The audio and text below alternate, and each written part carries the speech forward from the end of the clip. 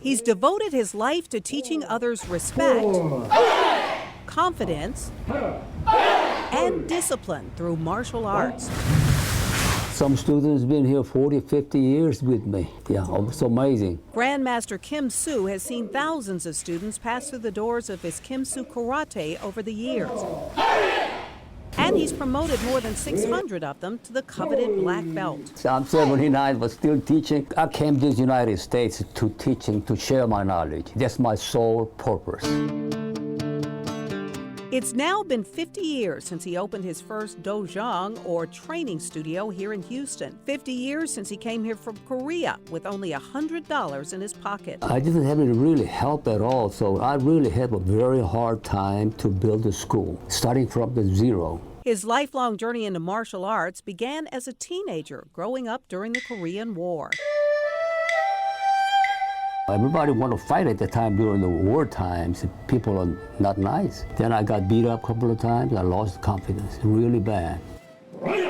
So he turned to karate, which offered him a sense of peace and belonging. He went on to teach martial arts in the Korean Army service, but it wasn't long before he set his sights on America. That's what I decided. I want to go here as a pioneer. I like to help out the people who need really martial arts. But his first few months in Houston were tough. He had to leave his wife and young son behind in Korea and was homeless in the beginning. I couldn't teach martial art. I couldn't make any money because I don't have any green card, no work permit. Kim remembers going to the immigration office not knowing what to expect. Why do you like to live in America? That's the first question. I told him, America needs me. That's what I told him because I was nervous. He was granted a work permit and started sleeping in an empty building on Clay Street in downtown Houston. But then he saw an opportunity in that old building. Without any money, I just remodeled it myself. In 1968, he turned it into a martial arts school. So I thought maybe when I open school, I get a lot of students. But I opened school, nobody showed up. Only one guy came. Kim never gave up. Slowly, he started recruiting students and also began teaching martial arts at Rice University and the University of Houston.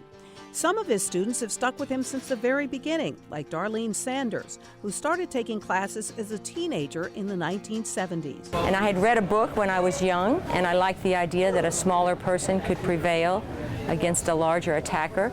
He's the most compassionate teacher I've ever seen, is kind and humble. Kim now teaches alongside his son, Master Sean Kim. Together, the two teach what's called Kaian Ryo, which means the natural way. It emphasizes a balance between mind and body, rather than simply learning to kick or punch. We focus less on the winning and losing mentality. It's being more of an inward type of training where you're focusing more on the mental side. Before and after every class, their students recite the Dojang Hoon, or training oath. It teaches them to respect others and reject violence. Gotta learn how to respect first. Oh, I have to bow. You don't respect? How can I teach you? Most people have the misconception that it's all about punching, kicking, self-defense, violence. But if anything, it's probably the opposite. It's not only teaching discipline and how to respect others, but also just being in control of yourself. Knowing when to avoid a situation rather than to engage. Rucha Choa and his sister Kimberly have been training at Kim Soo Karate since they were just 5 years old. We were in a bad neighborhood, and my mom specifically saw bullying in our neighborhood, and she didn't want us to have that same experience. Kimberly's training even influenced her college major. I teach here, and it kind of just influenced me to teach some more. I'm majoring in education. I'm actually wanting to be a teacher. And even entire families train together. The Grandmaster has a smile, and he's kind to the kids, and he's just fun to be around, really. Kim's influence has earned him mayoral proclamations from 6 different Houston mayors over the years.